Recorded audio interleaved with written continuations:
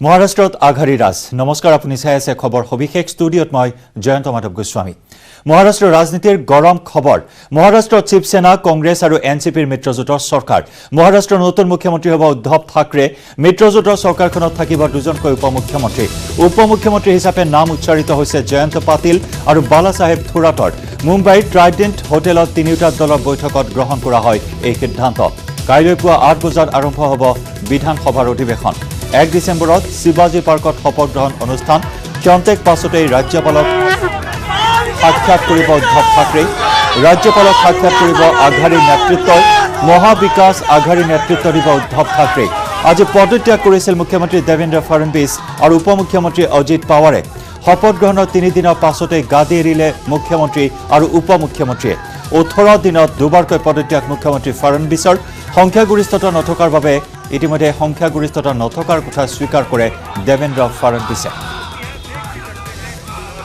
মহাৰাষ্ট্ৰৰ ট্ৰাইডেণ্ট হোটেলত এক ৰুদ্ধদ্বাৰ বৈঠকত মিলিত হয় 3 দলৰ প্ৰতিনিধি আৰু 3 দলৰ প্ৰতিনিধি মিলিত হোৱাৰ পিছতে সিদ্ধান্তত উপনীত হৈছে মুখ্যমন্ত্ৰী হিচাপে থাকিব উদ্ধৱ ঠাকৰে আনহাতে উপমুখ্যমন্ত্ৰীৰ আসনত থাকিব দুজনকৈ নেতা মহাৰাষ্ট্ৰৰ ৰাজনীতিৰ গৰম খবৰ যথেষ্ট আকৰ্ষণীয় হৈ পৰিছে মহাৰাষ্ট্ৰৰ ৰাজনীতিৰ চৰকাৰ ভঙা পতাৰ খেল বৰ্তমানো অব্যাহত আছে মহাৰাষ্ট্ৰত শিৱসেনা কংগ্ৰেছ আৰু এনচিপিৰ মিত্ৰজোঁটৰ চৰকাৰ এই মুহূৰ্তত নিশ্চিত হৈছে মহাৰাষ্ট্ৰৰ নতুন মুখ্যমন্ত্ৰী হ'ব উদ্ধৱ ঠাকৰে মিত্ৰজোঁটৰ চৰকাৰখনত থাকিব দুজনকৈ উপমুখ্যমন্ত্ৰী হিচাপে নাম উচ্চাৰিত হৈছে জয়ন্ত পাটিল আৰু বালাসাহেব থোৰাটৰ নাম মুম্বাই ট্ৰাইডেণ্ট হোটেলত তিনিওটা দলৰ বৈঠকত গ্ৰহণ কৰা হয় এই সিদ্ধান্ত আৰু কাইলৈ পুৱা 8 বজাত আৰম্ভ হ'ব বিধানসভাৰ অধিৱেশন 1 ডিসেম্বৰত শিৱাজী পাৰ্কত শপত গ্ৰহণ অনুষ্ঠান ক্ষন্তেক পাছতেই ৰাজ্যপালক সাক্ষাৎ কৰিব উদ্ধৱ ঠাকৰে ৰাজ্যপালক সাক্ষাৎ কৰিব আঘাৰীৰ নেতৃত্বই মহাবিকাশ আঘাৰী এই নতুন মিত্ৰজোঁটৰ নাম দিয়া হৈছে মহাবিকাশ আঘাৰী আৰু মহাবিকাশ আঘাৰীৰ নেতৃত্বত আছে উদ্ধৱ ঠাকৰে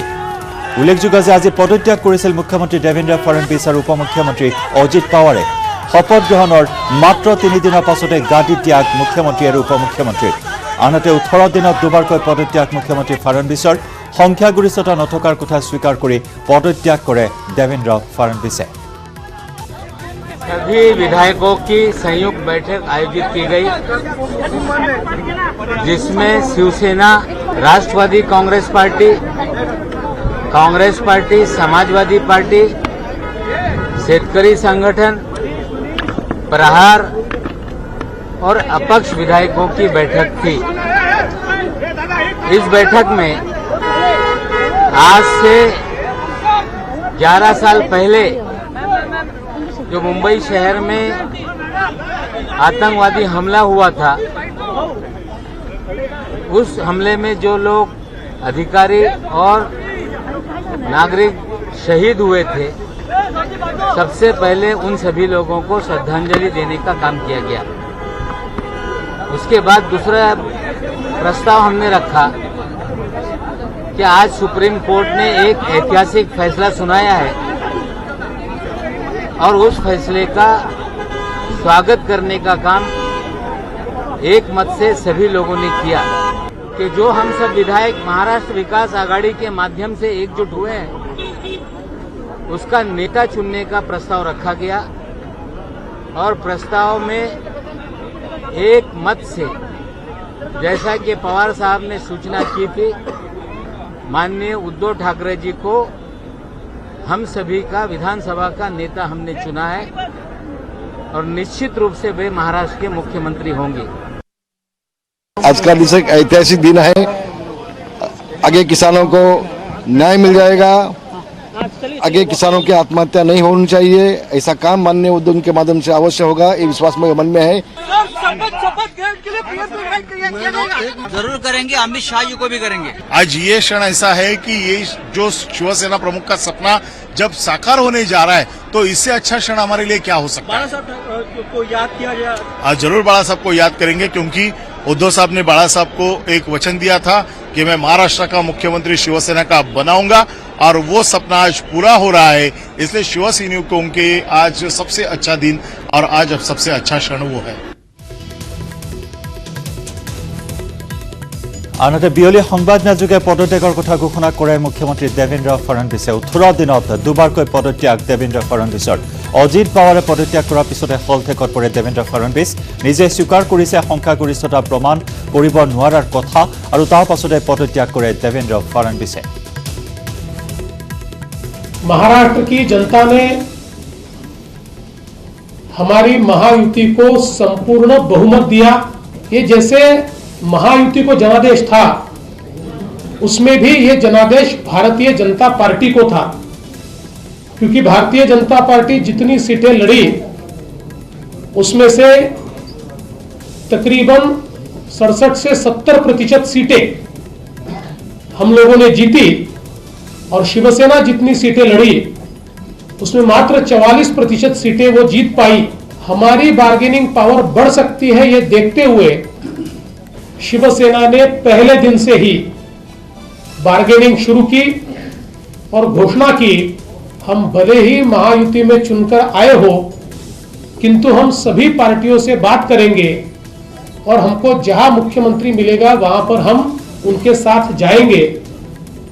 उन्होंने ये भी कहा कि हमको 2.5 साल मुख्यमंत्री देने का वादा ये किया गया है, जो बिल्कुल गलत बयान था। भारतीय जनता पार्टी के नेताओं ने, हमारे अध्यक्ष अमित भाई शाह जी ने बहुत स्पष्ट रूप से बताया, कभी भी शिवसेना को 2.5 साल के मुख्यमंत्री का वादा नहीं किया गया था। जो वादा नहीं किया था उसको छोड़कर जो वादे किए थे उसको पूरा करने के लिए हम कभी भी तैयार थे, लेकिन 2.5 साल के मुख्यमंत्री का जो वादा नहीं किया था। और এইখিনি মুহূৰ্তত আমি দেখুৱাইছো মহাৰাষ্ট্ৰৰ ৰাজ্যপালক সাক্ষাৎ কৰিবলৈ গৈছে উদ্ধৱ ঠাকৰে। মহাৰাষ্ট্ৰৰ ৰাজনীতি বৰ্তমান যথেষ্ট আকৰ্ষণীয় হৈ উঠিছে। চৰকাৰ ভঙা পতাৰ খেল অব্যাহত আছে। 18 দিনত দুবাৰকৈ পদত্যাগ কৰাৰ পাছত এই মুহূৰ্তত চৰকাৰ গঠন নিশ্চিত কৰিছে আঘাৰী ৰাজ, মহাবিকাশ আঘাৰী ৰাজ। নতুন মিত্ৰজোঁটৰ নাম শিৱসেনা, কংগ্ৰেছ আৰু এনচিপিৰ মাজত হ'ব এই চৰকাৰ। ইতিমধ্যে আমি জনাইছোঁ উদ্ধৱ ঠাকৰে হ'ব মহাৰাষ্ট্ৰৰ পৰৱৰ্তী মুখ্যমন্ত্ৰী। 1 ডিচেম্বৰত শপত গ্ৰহণ কৰিব আৰু ৰাজ্যপালক সাক্ষাৎ কৰি চৰকাৰ গঠনৰ বাবে এই মুহূৰ্তত দাবী জনাব উদ্ধৱ ঠাকৰে। মহাৰাষ্ট্ৰৰ ৰাজ্যপালক সাক্ষাৎ কৰিবলৈ অগ্ৰসৰ হৈছে উদ্ধৱ ঠাকৰে। আঘাৰী ৰাজৰ নেতৃত্ব দিব উদ্ধৱ ঠাকৰে। উল্লেখযোগ্য যে শনিবাৰে নিশাটোৰ ভিতৰতে ৰাষ্ট্ৰপতি শাসন প্ৰত্যাহাৰ কৰি সূৰ্যোদয়ৰ লগে লগে পুৱা প্ৰায় 7:30 বজাত মুখ্যমন্ত্ৰীৰূপে শপত গ্ৰহণ কৰিছিল দেবেন্দ্ৰ ফডণবীছে। আনহাতে উপমুখ্যমন্ত্ৰীৰূপে শপত গ্ৰহণ কৰিছিল এনচিপি নেতা অজিত পাৱাৰে। আৰু তাৰ পিছতে মহাৰাষ্ট্ৰৰ ৰাজনীতি এক নতুন মোড় লয়। যথেষ্ট কটু সমালোচনাৰ সন্মুখীন হয় এনচিপি নেতা শৰদ পাৱাৰ আৰু মুহূৰ্ততে সলনি হ'ল মহাৰাষ্ট্ৰৰ ৰাজনৈতিক পথ। दिखाए और पूरे देश के सामने और खासकर हमारे विधायकों को कि ऐसे संकट के समय में जब सभी प्रकार के दबाव रहने के बावजूद भी जो एकजुटता उन्होंने दिखाई, ये प्रजातंत्र की जीत है। और जो फडणवीस और जो अजीत पवार का हर्ष यही होना था। उनको तो शपथ ही नहीं लेना था। जिस प्रकार से कब राज्यपाल कब अधिसूचना जारी कर दिए, कब मीटिंग बुलाए, कब शपथ ग्रहण कराए, ये राज्यपाल के पद को मजाक बना करते थे। तीर्थ सत्ता का दुरुपयोग सबके सामने है। सर लगे आपको कल झारखंड जा रहे हैं, उसके बारे में बताइए। अभी आज द्वितीय अनुपूरक पारित हुआ, इसके लिए मैं पूरे सदन के सदस्यों को धन्यवाद देता हूं। अब जो मुख्य बजट है वो 95,899 करोड़ 45 लाख का था। प्रथम अनुपूरक 4,341 करोड़ 52 लाख रुपए का था। द्वितीय अनुपूरक कुल व्यय 5,001 करोड़ 6 लाख का था। तो जो प्रथम द्वितीय अनुपूरक सहित बजट का जो आकार है अब 1,04,787 करोड़ का हुआ। और इसमें जो प्रमुख रूप से जो बातें रही है, जो आम जनता के हितों का ध्यान रखा गया है, किसानों का ध्यान रखा गया है और हमारी संस्कृति से जुड़े हुए राम वनगमन पथ के लिए भी इस बजट में प्रावधान है। और स्वामी विवेकानंद जी जो यहाँ 2 साल बाबा साहब के मन में क्या था वो मुझे मालूम है। और मैं समझता हूँ कि आज का दिन अब बागा साहब के जीवन का सबसे बड़ा दिन होगा। खुश हो गए क्योंकि वो चाहते थे कि शिवसेना आगे बढ़े, साथ साथ में उनका पुत्र भी आगे बढ़े। पूरे महाराष्ट्र के लोग खुश हैं। कुछ उंगली पे गिनने वाले लोग छोड़े तो बाकी सब खुश है। जो पहले थे वो नाराज है, अब नए जो है सब खुश है। मुख्यमंत्री माननीय उद्धव जी ठाकरे बनेंगे। आदरणीय सोनिया जी गांधी, आदरणीय शरद जी पवार, बाकी अन्य नेताओं ने उनका नाम सजेस्ट किया है और पूरे राज्य के लिए, राज्य के किसानों के दिल में भी था कि अपना आदमी मुख्यमंत्री होना चाहिए। बड़ी जीत जरूर हो गई हमारी। जो अन्याय की बात थी, जो न्याय के लिए हम लोग सुप्रीम कोर्ट गए, हमें न्याय मिल गया, हमें इंसाफ मिल गया। तीनों दलों के लोगों ने, जो भी सहयोगी सदस्य है, उन्होंने ये तय किया है उद्धव जी हमारे पूरे सभागृह के यहाँ इस बार नेता करके रहेंगे, वही मुख्यमंत्री का शपथ विधि 1 तारीख को लेंगे। जैसा किसानों के अच्छे दिन आएंगे, हम अपना हमारा जो क्षेत्र है वो किसानों का क्षेत्र है और अपना शिवसेना ने किसानों के साथ वादा किया है, एनसीपी ने किया है, कांग्रेस ने भी किया है। तो अपना इसमें जो आने वाले दिन है वो उज्जवल दिन आने वाले किसानों के। আৰু এনেদৰে ঘনে ঘনে পথ পৰিৱৰ্তন হৈছে মহাৰাষ্ট্ৰৰ ৰাজনীতিৰ আৰু 1 ডিচেম্বৰত ঠাকৰে চৰকাৰে ল'ব শপত। পৰৱৰ্তী খবৰ, আজি সংবিধান দিৱস। সংবিধান দিৱসত সংবিধানৰ মৰ্যাদা ৰক্ষাৰ দাবীত দিল্লীৰ ৰাজপথত কংগ্ৰেছী নেতা। কংগ্ৰেছ সভানেত্ৰী সোনিয়া গান্ধীৰ নেতৃত্বত সংবিধান ৰক্ষাৰ বাবে প্ৰতিবাদী কাৰ্যসূচী ৰূপায়ণ কৰে কংগ্ৰেছে। মহাৰাষ্ট্ৰত উদ্ভৱ হোৱা সাংবিধানিক সংকট তথা বিজেপিৰ শাসনকালত সংবিধানক অৱমাননা কৰাৰ প্ৰতিবাদতে আজি ৰাজপথলৈ ওলাই আহিল বিৰোধী দলটো। I am not an astrologer. I only can pray. You are hopeful, sir. Well, I hope all parties in the country will abide by the constitutional norm. That's my prayer. And the comment on Maharashtra political crisis, sir? Well, I hope they will. Thank you, sir. Sir, what do you have to say about the Supreme Court verdict? One has to respect the Supreme Court. But do you think the verdict has stopped the option of horse trading? I am not commenting. I think it's enough that we all respect the judgment of the Supreme Court. অসমৰ এনআৰচিত নাম অন্তৰ্ভুক্ত নোহোৱাৰ বাবে বহু লোক এতিয়া অসমেৰে পলায়ন কৰিছে বাংলাদেশলৈ। এনেদৰে পলায়ন কৰা 3 শতাধিক লোকক অসম বাংলা সীমান্তত গ্ৰেপ্তাৰ কৰিছে বৰ্ডাৰ গাৰ্ডছ বাংলাদেশে।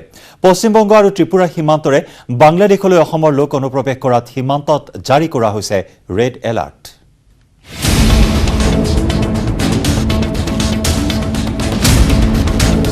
ভাৰত বাংলা সীমান্তত ৰেড এলাৰ্ট। জাকে জাকে লোক সোমাইছে বাংলাদেশত। ভাৰতৰ পৰা পলায়ন কৰা 3 শতাধিক লোক ইতিমধ্যে গ্ৰেপ্তাৰ। অসমৰ উপৰি পশ্চিমবংগ ত্ৰিপুৰাৰ পৰা পলায়ন বহু লোকৰ। এই দৃশ্য বাংলাদেশ। কিছুদিন পূৰ্বে ভাৰতৰ গৃহমন্ত্ৰী অমিত শ্বাহে সদনৰ মজিয়াত ঘোষণা কৰিছিল সমগ্ৰ দেশতে এনআৰচিৰ কাম আৰম্ভ হ'ব বুলি। সেই ঘোষণাৰ পাছতেই পশ্চিমবংগ আৰু ত্ৰিপুৰাৰ সীমান্তৰে বাংলাদেশত প্রবেশ করেছে এই লোকসকল। এই বর্ডার অঞ্চলে যেভাবে আসছে, রাতে আসছে, দিনে আসছে, ইন্ডিয়া থেকে যে অনুপ্রবেশকারী লোকজন আসছে, তো এরা মানে প্রচন্ড চাপ দিচ্ছে আসার জন্য। যোৱা এটা সপ্তাহত বাংলাদেশৰ বিজেপিয়ে সীমান্তত গ্ৰেপ্তাৰ কৰিছে এনে 3 শতাধিক লোক। বিজেপিৰ হাতত গ্ৰেপ্তাৰ হোৱা এই লোকসকলে প্ৰকাশ কৰা মতে এনআৰচিত নাম নহাৰ বাবে আতংকিত হৈ তেওঁলোকে এৰিছিল অসম। অসমৰ পৰা প্ৰথমে পশ্চিমবংগ আৰু ত্ৰিপুৰাত আশ্ৰয় গ্ৰহণ কৰা এই লোকসকলে এতিয়া বাংলাদেশলৈ ঢাপলি মেলিছে। কিন্তু বাংলাদেশ চৰকাৰে জাৰি কৰিছে ৰেড এলাৰ্ট। শেহতীয়াকৈ পুনৰ এনে 38 গৰাকী পুৰুষ মহিলা গ্ৰেপ্তাৰ হৈছে বিজেপিৰ হাতত। ইয়াৰে 17 জন পুৰুষ, 11 গৰাকী মহিলা আৰু 2টি শিশু। পশ্চিমবংগৰ দৌলতপুৰ সীমান্তত গ্ৰেপ্তাৰ হোৱা এই লোকসকলৰ ঘৰ বাংলাদেশৰ বাগেৰহাট, খুলনা, ফৰিদপুৰ, বৰগুপা, চট্টগ্ৰাম, মুন্সিগঞ্জ আৰু কুমিল্লা নামৰ ঠাইত বুলি প্রকাশ করেছে বিজেপি। পাসপোর্ট আসার ফলে বিজেপি বেশ কিছু লোকজনকে ধরে থানায় সুপর্দ করলে আমি আইনগত ব্যবস্থা নিই এবং বিজ্ঞ আদালতে সুপর্দ করি। এ ব্যাপারে থানায় বেশ কয়েকটি মামলা হয়েছে এবং এখন পর্যন্ত 130 থেকে 150 জন মতন লোককে আমরা আদালতে। সীমান্ত এটি বাংলাদেশত অবৈধভাৱে প্ৰৱেশ কৰা এই লোকসকলৰ অধিকাংশই মুছলমান। ইতিমধ্যে এই লোকসকলক বাংলাদেশৰ আদালতে কাৰাগাৰলৈ প্ৰেৰণ কৰিছে। অৱশ্যে ইয়াৰে এগৰাকী মহিলাই স্বীকাৰোক্তি দিয়া অনুসৰি স্বামীৰ চিকিৎসাৰ বাবে ভাৰতত অবৈধভাৱে প্ৰৱেশ কৰিছিল তেওঁলোকে আৰু উভতি আহোঁতে বিজিবিৰ হাতত সীমান্তত গ্ৰেপ্তাৰ হয় তেওঁ। অসম, পশ্চিমবংগ আৰু ত্ৰিপুৰাৰ পৰা বৃহৎ সংখ্যক লোক বাংলাদেশত প্ৰৱেশ কৰাৰ পিছতেই এতিয়া সতৰ্ক হৈ পৰিছে অসম চৰকাৰ। ব্যুৰ' ৰিপৰ্ট, নিউজ 18 অসম নৰ্থ ইষ্ট।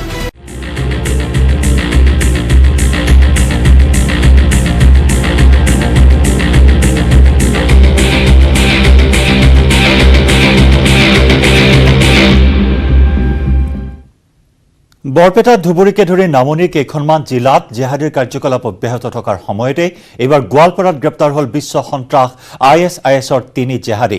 দুৰ্নৈৰ ৰাসমেলাৰ লগতে দেশৰ ৰাজধানী দিল্লীতো বিস্ফোৰণৰ এক ভয়ংকৰ পৰিকল্পনা কৰা 3 জেহাদীক গ্ৰেপ্তাৰ কৰিলেহি দিল্লী আৰক্ষীয়ে। বিশ্বত্ৰাস ISISৰ শিপা অসমত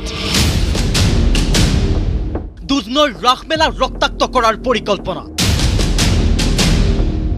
দিল্লী আৰক্ষীৰ অভিযান, গোৱালপাৰাত গ্ৰেপ্তাৰ ISISৰ 3 জেহাদী। প্ৰথমে দুধনৈৰ ৰাসমেলাত পৰীক্ষামূলক বিস্ফোৰণ সফল হলেই পৰৱৰ্তী টাৰ্গেট ৰাজধানী দিল্লী। ভয়ংকৰ এই পৰিকল্পনাৰে গোৱালপাৰাৰ এটা লজত বাহৰ পাতিছিল বিশ্ব সন্ত্ৰাস ISISৰ 3 জেহাদীয়ে। দেশৰ আভ্যন্তৰীণ নিৰাপত্তাৰ প্ৰতি প্ৰচণ্ড ভাবুকি স্বৰূপ 3 জেহাদীক গোৱালপাৰা আৰক্ষীৰ সহযোগত দেওবাৰে গ্ৰেপ্তাৰ কৰে দিল্লীৰ বিশেষ শাখাৰ আৰক্ষীয়ে। असम के गोलपाड़ा डिस्ट्रिक्ट से एक IS इंस्पायर्ड मॉड्यूल के 3 लड़कों को पकड़ा है, जो कि रासमेला, एक वहाँ पे लोकल फेयर होता है कृष्ण जी को कमेमोरेट करते हुए, उस फेयर में टेस्ट रन के तौर पे एक ID ब्लास्ट करने वाले थे और उसके सक्सेसफुल हो जाने के बाद में उनकी प्लानिंग दिल्ली में उसी तरह के ब्लास्ट को रेप्लिकेट करने की थी। इस मॉड्यूल के बारे में हमारी टीम को थ्रू सोर्सेज पता चला, काफ़ी टाइम से इस पे काम करते रहे थे। ये पता था कि कोई एक ऐसी रेडिकलाइज्ड लड़कों की टीम है जो कोई टेरर एक्टिविटी का प्लान बना रही है। इसके बेसिस पे काम करते हुए जब इसमें इंटेलिजेंस फर्दर डेवलप की गई तो पता चला कि ये असम गोलपाड़ा के लड़के हैं और ये पहला टेरर स्ट्राइक वहाँ करने वाले हैं।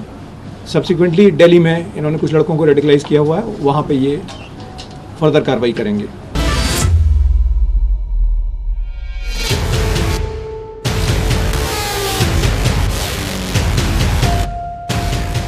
ৰঞ্জিত আলী উৰফে ৰঞ্জিত ইছলাম পেছাত শ্ৰমিক, মুকাদিৰ ইছলাম পেছাত গাড়ী চালক আৰু লুইক জামিল জামান আধাৰ কেন্দ্ৰৰ কৰ্মচাৰী।